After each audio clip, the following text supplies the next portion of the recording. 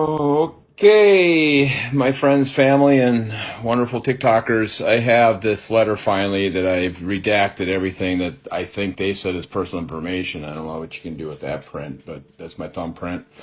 And I'll read this. And this will probably be two parts because I don't think I can do this in 3 minutes. Might as well see my shining face, too. So, anyway.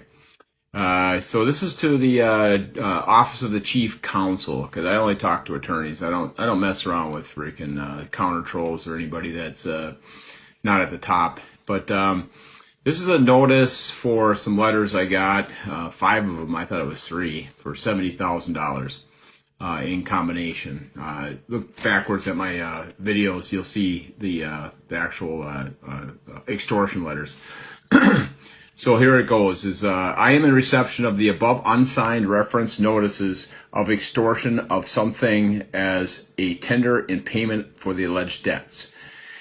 As Chief Counsel appointed by the President of the United States and with advice and consent of the U.S. Senate, and as the Chief Legal Advisor to the IRS Commissioner on all matters pertaining to the interpretation, administration, and enforcement of the internal laws, as well as all other legal matters.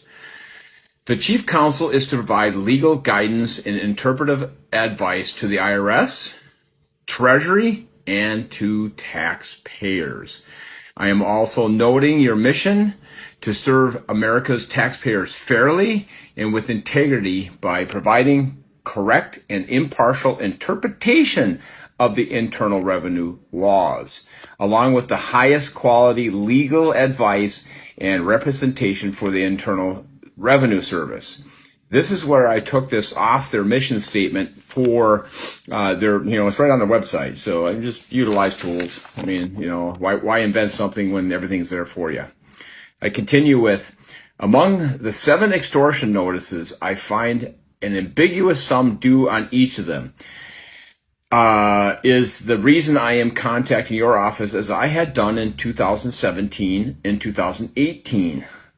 Your management team, I blocked out the name, Principal Deputy Chief Counsel and Deputy Chief Counsel Technical, and the name of another Deputy Chief Counsel of Operations had failed to answer my questions back then. Thus, I had assumed this matter was long concluded.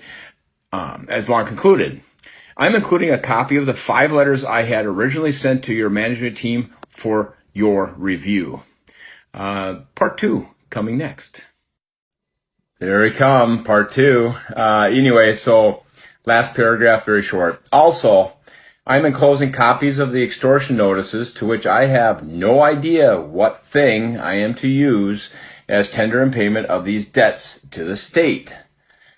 You are required to inform me what thing I shall use which is not in violation of the supreme law of the land.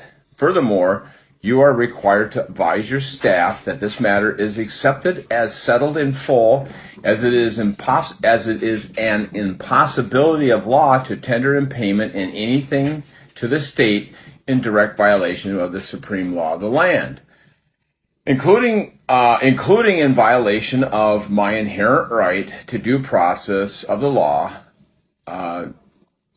as I assume I do. I wrote something bad at the end, and I don't care because I got the results.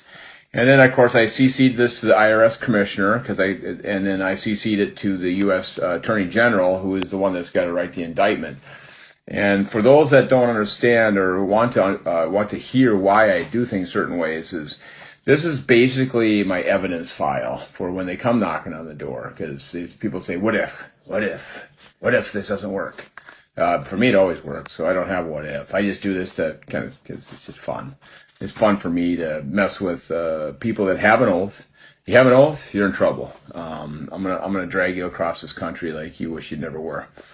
But it's just that simple. You build up a system of pillars to support your position, and so they can't disposition you from your faith and belief. And when I discovered, writing to these attorneys has been the most successful thing I've ever had, and all the Patriot Idiot stuff from UCC ones and freaking State Nationals, biggest joke I ever heard, and anything else out there.